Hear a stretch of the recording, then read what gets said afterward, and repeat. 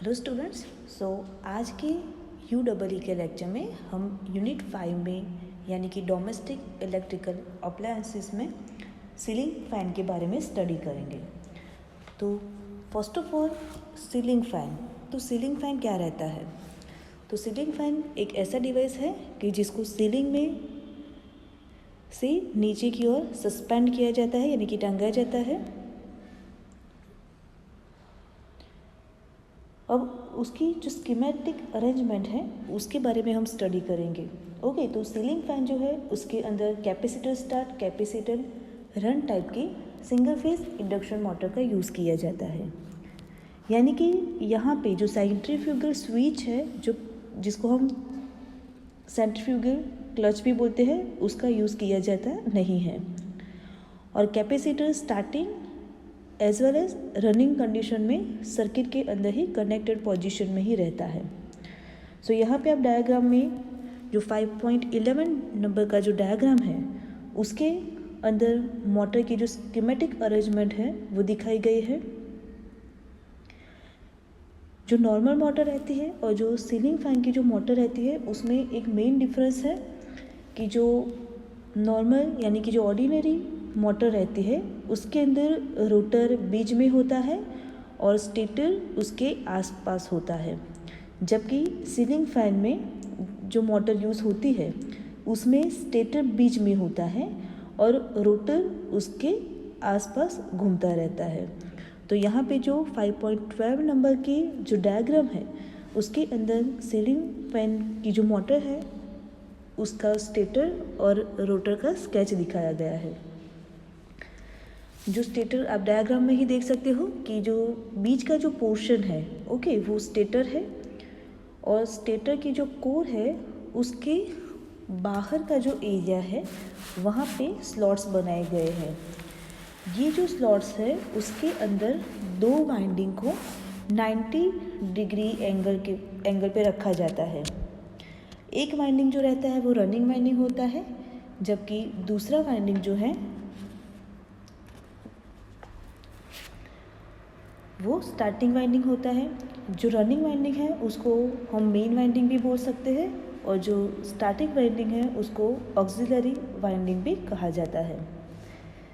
Starting winding जो है उसके साथ सीरीज़ में स्प्लिट फेजिंग के लिए कैपेसिटर कनेक्ट किया गया होता है।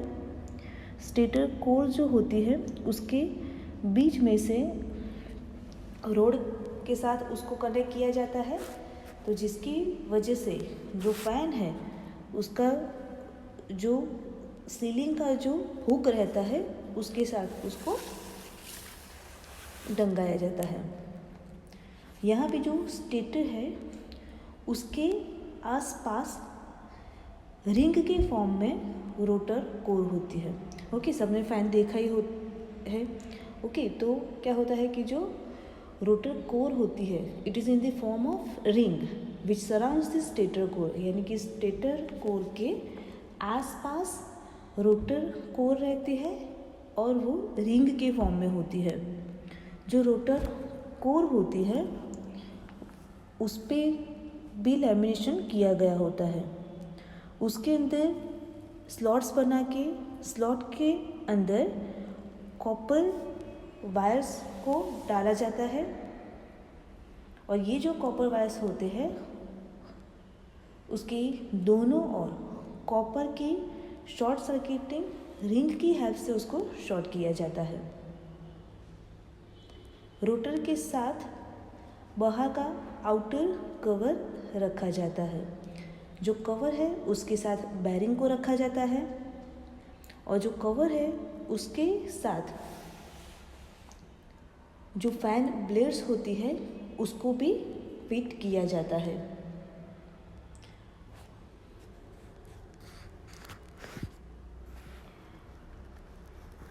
इस डायग्राम में आपको सीलिंग फैन का जो एलिवेशन और उसका प्लान दिखाया गया है, जिसमें आप देख सकते हो कैपेसिटर, बोल्ट एंड नट, उसकी जो सबसे ऊपर से आप देख सकते हो क्वार्टर पिन या तो स्प्लिट पिन है, उसके बाद नट्स शैकल नट दिखाया गया है ओके, उसके बाद आप देख सकते हो कि फ़ैन ब्लेड है जिसको स्टेटर के साथ कनेक्ट किया गया है। ओके, यानी कि जो स्टेटर होते हैं उसके ऊपर एक कवर रखा गया होता है, वो जो कवर होता है उसके साथ फैन ब्लेड जो होती है उसको फिट किया गया होता है। तो ये पूरा अरेंजमेंट आपको दिख रहा है। जो कैपेसिटर है उसको क्लैंप के अंदर रखा गया है। जो फैन का जो पूरा बॉडी है वो सीलिंग से आइसोलेट हो जाए, इसके लिए जो क्लैंप के जो बोल्ट है उसके आसपास रबर का बॉबिन यूज़ किया जाता है। जो ऊपर जो क्लैंप रहता है उसके आसपास प्लास्टिक का कवर होता है जिसको कैनोपी बोलते हैं, और नीचे भी जो कैपेसिटर के जो क्लैंप होते हैं उसके आसपास भी कैनोपी को लगाया जाता है। तो इसकी वजह से क्या होगा कि जो लुक्स है, जो उसका अपीयरेंस है फ़ैन का, वो अच्छा दिखता है।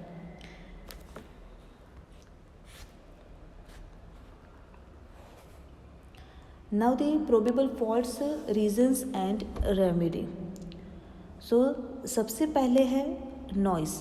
अगर फ़ैन है वो नॉइस करता है तो उसके पीछे कौन कौन से रीज़न हो सकते हैं, what are the causes and which are the remedies for that one. So अगर फ़ैन ज़्यादा नॉइस बनाता है घूमते टाइम तो उसमें कॉजेज़ क्या क्या हो सकते हैं कि जो बैरिंग्स है वो अगर ख़राब हो गई है, या तो ग्रीस या तो लुब्रिकेटिंग ऑयल है वो ना हो तो उसकी वजह से भी फ़ैन है वो आवाज़ कर सकता है। तो इसके लिए जो रेमेडीज़ है उसमें जो बैरिंग है उसको रिप्लेस करना चाहिए अगर वो ख़राब हो गई है तो, और अगर लुब्रिकेशन ऑयल या ग्रीस नहीं है तो उसको प्रॉपर लुब्रिकेंट से लुब्रिकेट करना चाहिए। सेकंड है कि हमिंग या तो इंडक्शन नॉइज़ जो होता है वो जो एयर गैप रहती है स्टेटर और रोटर के बीच में, ओके, अगर वो एयर गैप है वो अगर नॉन यूनिफॉर्म हुई तो उसकी वजह से भी जो रोटर है उसका डिस्प्लेसमेंट हो जाता है और उसकी वजह से भी इट क्रिएट्स नॉइस। तो ये जो प्रॉब्लम है तो इसके लिए जो स्टेटर रोटर है यानी कि जो पूरा फ़ैन है उसका पूरा रिसेंबल करना चाहिए, तो उसकी वजह से नॉइज़ है वो रिड्यूस हो जाता है।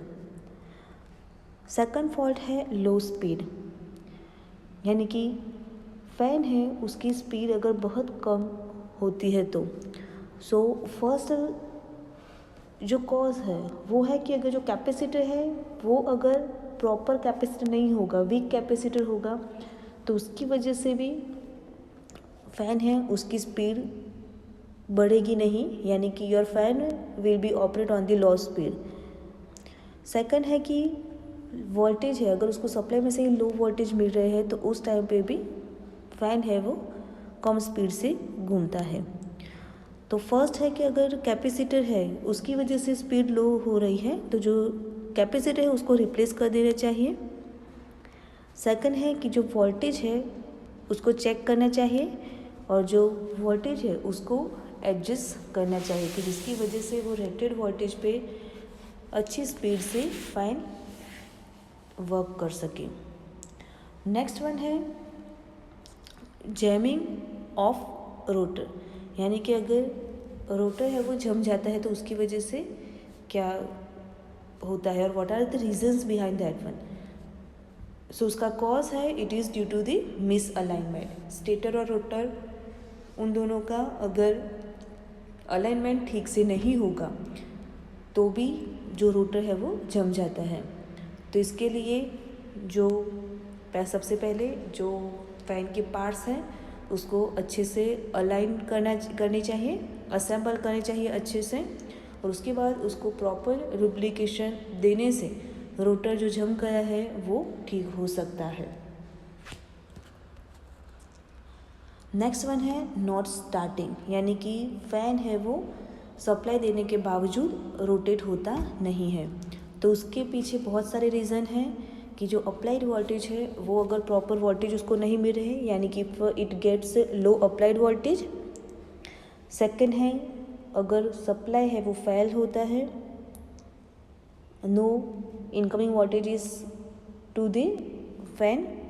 थर्ड वन है ओपन इन वाइंडिंग, यानी कि ओपन सर्किट होती है या तो रेगुलेटर में या तो मेन वाइंडिंग में या तो मोटर जो रहती है उसकी भी अगर ओपन सर्किट हो तो उसकी वजह से भी फैन रन हो पाता नहीं है।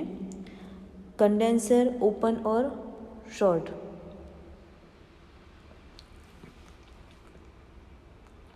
या तो जो रेगुलेटर रजिस्टर है या तो स्विच है अगर वो भी ओपन कंडीशन में आ जाए तो उसकी वजह से भी फैन है वो स्टार्ट हो पाता नहीं है। So now what are the remedies to sort out this problem? So first of all we have to check the voltage and adjust the voltage if possible. Okay, तो सबसे पहले जो वोल्टेज मिल रहे हैं उसको वो हमें चेक करने चाहिए और उसको अगर पॉसिबल हो पाए तो उसको एडजस्ट करना चाहिए। सेकंड कि जो सप्लाई है वो स्विच तक आ रहा है नहीं वो चेक करना चाहिए। जो रेगुलेटर है, सीलिंग रोज है और जो टर्मिनल जो है फैन के वहाँ तक सप्लाई जा रहा है नहीं कि वो चेक करना चाहिए। नेक्स्ट है कि जो ऑक्सिलरी वाइंडिंग है और जो मेन वाइंडिंग है, जो दोनों वाइंडिंग है उन दोनों के बीच में कंटिन्यूटी है या नहीं वो चेक करना चाहिए। कैपेसिटर है उसको भी चेक करना चाहिए कि इस कैपेसिटर भी ख़राब तो नहीं हो चुका, और ओपन या तो लूज कनेक्शन रजिस्टर के है या नहीं वो चेक करना चाहिए। So these are the faults, causes and the remedies for each and every faults. Next one है testing of running winding.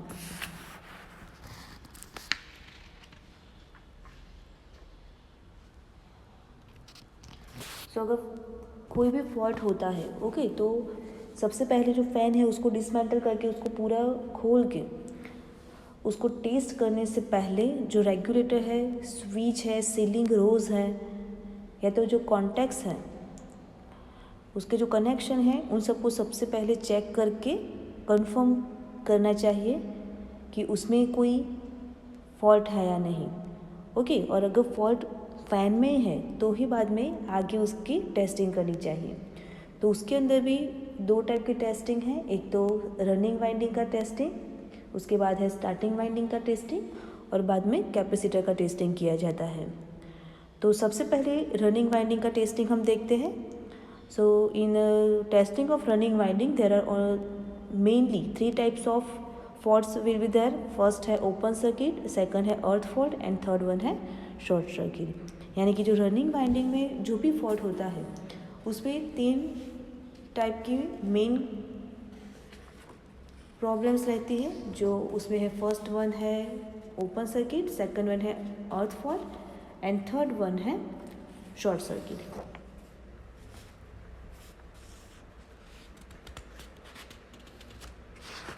तो सबसे पहले हम देखेंगे कि ये टेस्ट को कैसे परफॉर्म किया जाता है। तो ये टेस्ट करने के लिए टेस्ट लैम्प का यूज़ किया जाता है। तो डायग्राम में दिखाया है उस हिसाब से टेस्ट लैम्प का एक जो लेड रहता है उसको फेस के साथ और दूसरा लेड जो रहता है उसको रनिंग वाइंडिंग के साथ कनेक्ट किया जाता है। जो न्यूट्रल रहता है, सप्लाई का जो न्यूट्रल रहता है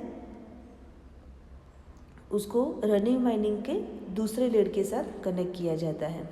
ओके, आप डायग्राम में देख सकते हो कि ये जो है वो टेस्ट लैम्प है। टेस्ट लैम्प का एक जो फेज़ है सप्लाई का उसको टेस्ट लैम्प के साथ कनेक्ट किया गया है और उसका जो दूसरा लेड है उसको हमने रनिंग वाइंडिंग के साथ कनेक्ट किया है। ओके, और जो न्यूट्रल है उसको रनिंग वाइंडिंग के दूसरे यानी कि स्टार्टिंग वाइंडिंग के साथ कनेक्ट किया है।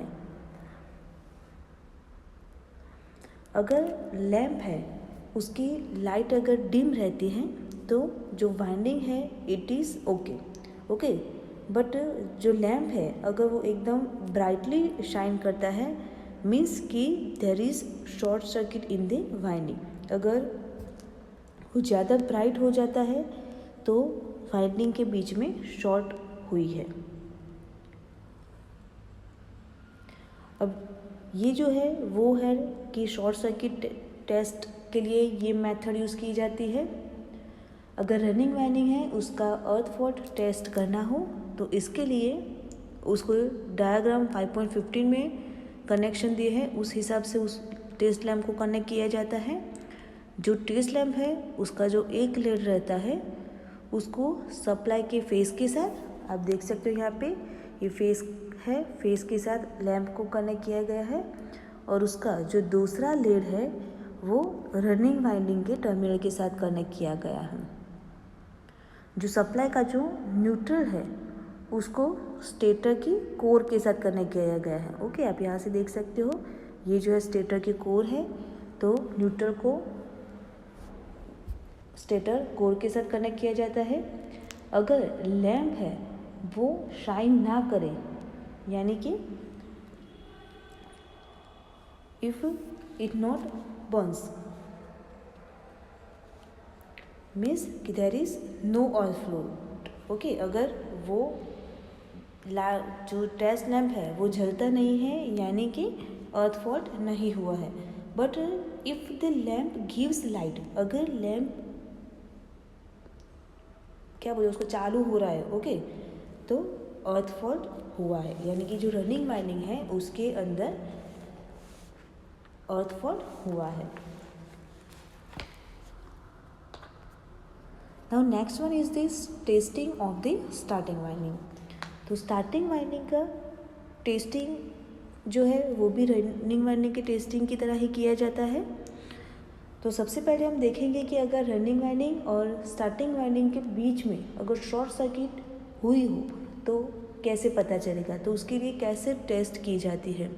तो अगर कोई बार जो रनिंग वाइंडिंग है और जो स्टार्टिंग वाइंडिंग होती है उन दोनों के बीच में भी शॉर्ट सर्किट हो जाती है, तो इसको चेक करने के लिए जिस तरह से डायग्राम में दिखाया गया है, जो 5.16 नंबर का जो डायग्राम है उसमें आपको दिखाया गया है, उस हिसाब से जो टेस्ट लैम्प है उसका एक लेयर जो है उसको रनिंग वाइंडिंग के एक लेयर के साथ कनेक्ट किया जाता है, जबकि उसका जो दूसरा एंड है उसको स्टार्टिंग वाइंडिंग के एक एंड के साथ कनेक्ट किया जाता है।